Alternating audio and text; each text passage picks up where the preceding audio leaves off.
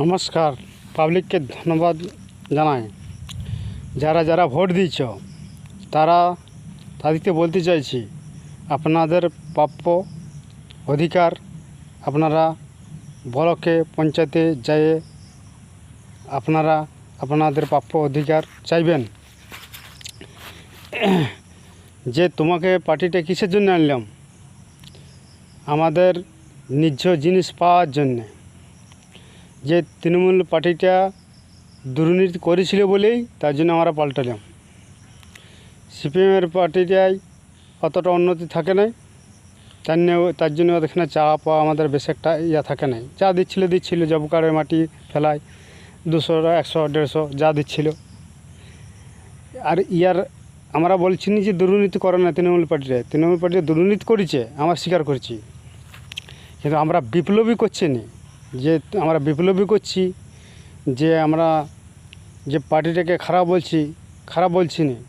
কিন্তু যে কোনো পার্টি আসো, তৃণমূল বলো, বিজেপি বলো, কংগ্রেস বলো, ঝাড়খণ্ড বলো, সিপিএম বলো, তাকে যেমন ভালো কাজ করতে হবে। কিন্তু খারাপ কাজ করলে কোনো মানুষই প্রশ্রয় দেবে না। হিন্দু বলো, বাঙালি বলো, মুসলিম বলো, যে জাতি হোক, কোনো জাতিই প্রশ্রয় দেবে না।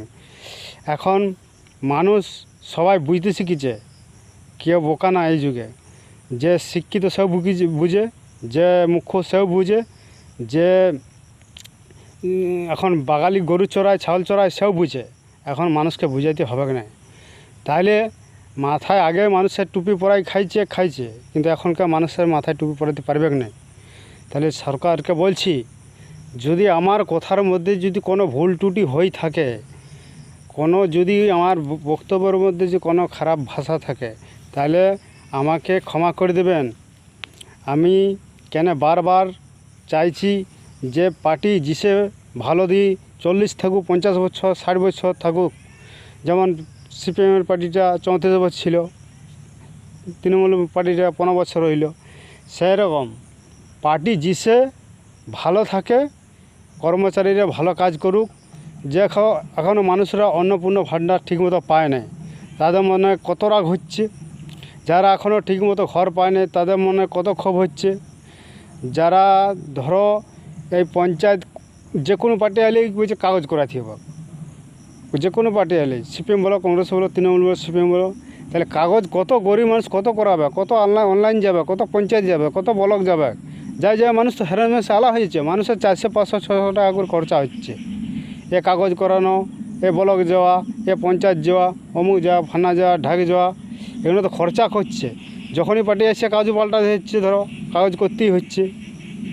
তাহলে আমি বিপ্লবী করতে আসিনি, আমি একটা সৎ নাগরিক, সৎ কথা বলি। তাতে আমাকে মানুষ খুন করে দুক, মার্ডার করে দুক, তাতে আমি যদি জীবনে যদি আমাকে কেউ শেষ করে দেয়, যদি মনে করে সে করে দেব, তাতে কোনো দুঃখ নাই। কিন্তু আমি সত্যি কথা ভালোবাসি, সত্য জিনিসটা পছন্দ করি। আর অন্যায় জিনিসকে আমি পছন্দ করি না, অন্যায়কে আমি প্রশ্রয় দিই। তাহলে সৎ ঠিকঠাক কাজ করুন।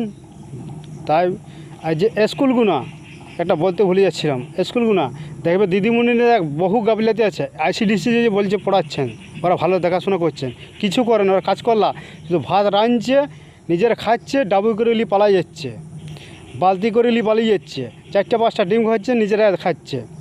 এই যে বড় স্কুলগুলো আজ হোস্টেলের ছেলেরা, আমাদের গরিব মানুষ 2 মাস 3 মাস 4 মাস করে থাকতো, হোস্টেলে 1 বছর 2 বছর করে থাকতো। সেই হোস্টেলগুলো উঠে গেল। কেন উঠে গেল? তৃণমূল সরকারটা এসে তুলে দিয়েছে, ঠিকই আছে, তার বদলে সাইকেল দিয়েছে। যা ফুটাফাটি হতে হইলে সাইকেল তো কিছু মানুষকে দিয়েছিল, হয়তো লেখাপড়াটা হয় নাই, তো কিছু সাহায্য করেছে। আর এই সরকারটা এসে ভাগ্যে দুর্নীতি করেছিল বলে কিছু ঘর মানুষ পাইছে, ধরো কিছু না কিছু ঘর পাইছে। দুর্নীতি না করলে ঘর, গরিব মানুষের ঘরগুলোও পাচ্ছে না। তাহলে আমি কি বলছি, যদি আমার কথাটা কিছু লোকের যদি খারাপ লাগে, গালাগালি করবেন, আর লাইভ শেয়ার কমেন্ট করবেন। বন্ধুত্বে যে কোনো যদি ধন্যবাদ, নমস্কার সবাইকে, হিন্দু মুসলিম সবাইকেই ধন্যবাদ, নমস্কার, ধন্যবাদ, প্রণাম, আমার ভালোবাসা ভক্ত রইল। আমার বক্তব্য শেষ করলাম।